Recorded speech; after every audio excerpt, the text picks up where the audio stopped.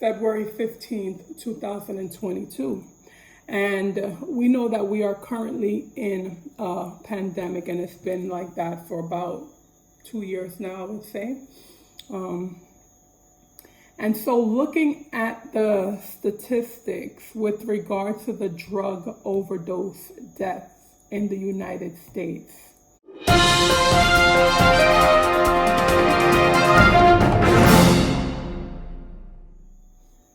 All right, so the actual article from the New York Times came out on February 13th, and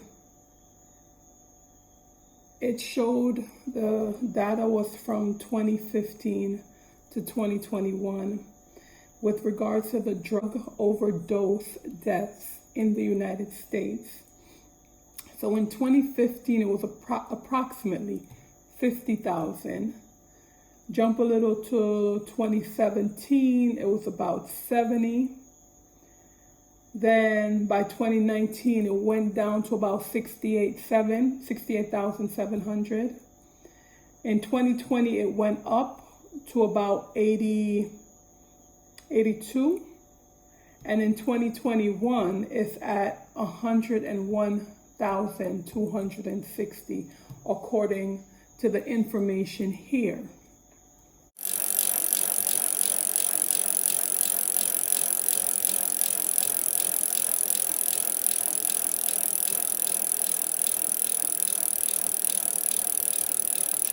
And so the thing that really struck me that was written in this article, it says, and I'm quoting, "If it's easier to get high than to get treatment, people who are addicted will get high."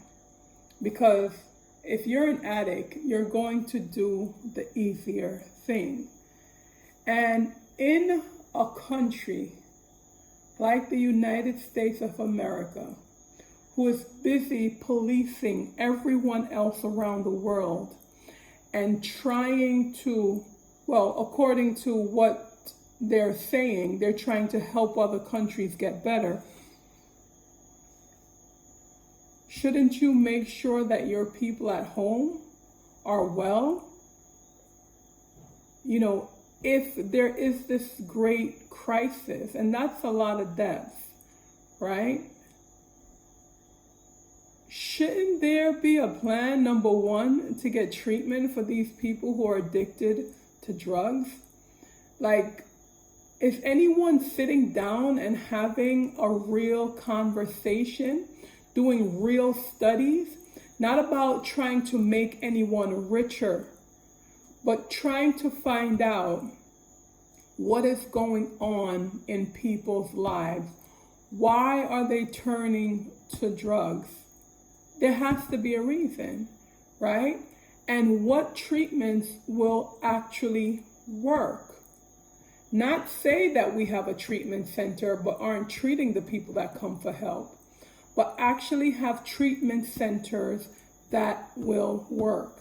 Because at the end of the day, people are dying, and it's because they need help. Even if we look at this pandemic, and I'm not comparing it, if we look at this pandemic, why isn't the push more so for healthier lifestyle, building up our immune system, right? Things that will actually help, instead of putting foreign objects in the body that has not been fully tested.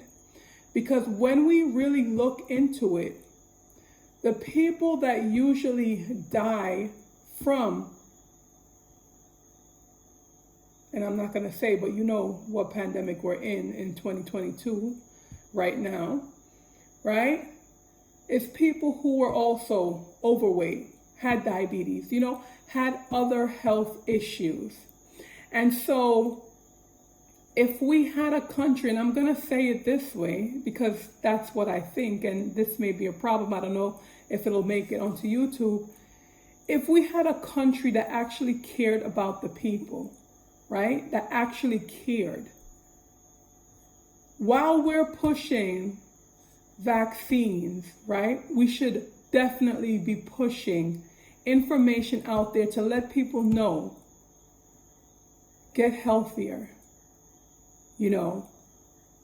build up your immune system, cut out this and cut out that, exercise, take off the weight, less sugar, those kind of things, because those things work.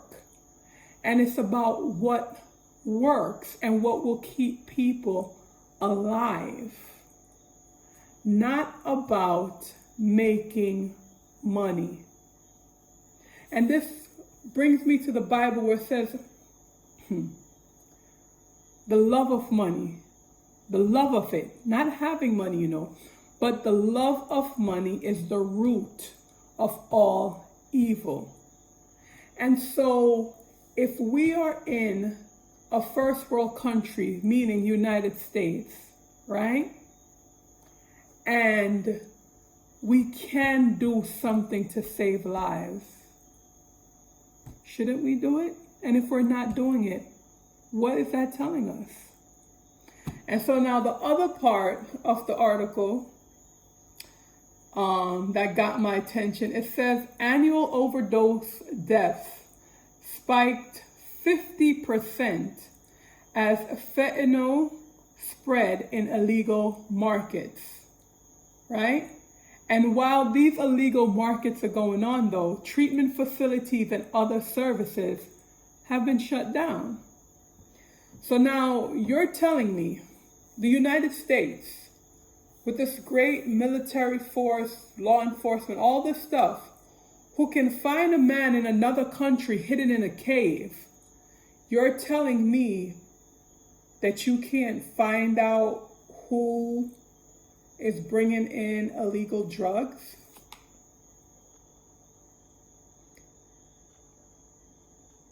Sorry.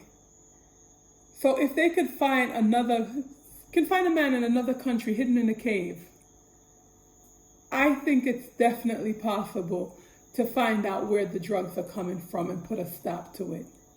If we cared about people's lives, we would make that effort. And so it's just very concerning. So as I'm talking about resource gathering, because there's families out there who are spending their money, whether it's a college tuition that they've been saving for their kids or retirement or what have you, and they're spending that money. And then there's some people who don't even have it, trying to get treatment centers. So what resources are out there? I'm not 100% sure what's out there and what actually works and who actually cares. The greatest resource that in his service ministry will always advocate for is God and his word, prayer, right? And in the meantime, in the midst of that, putting that first, and then also doing some research and finding out what treatment programs are out there, who's running them, how long have they been running it for, what their motivation is it to help or is it just to get money?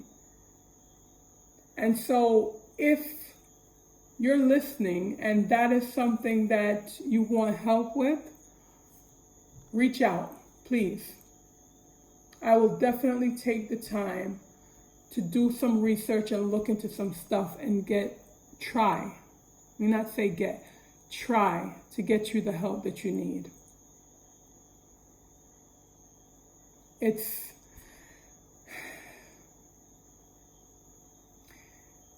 a sad situation when we know people need help, but the government and who's supposed to be out there helping and providing the help is not doing it. And when an individual stands up and tries to shed some light, things happen. That's just the real and the bottom line of it. So that's all I'm gonna leave you with. Yeah. So stay safe, please, and God bless.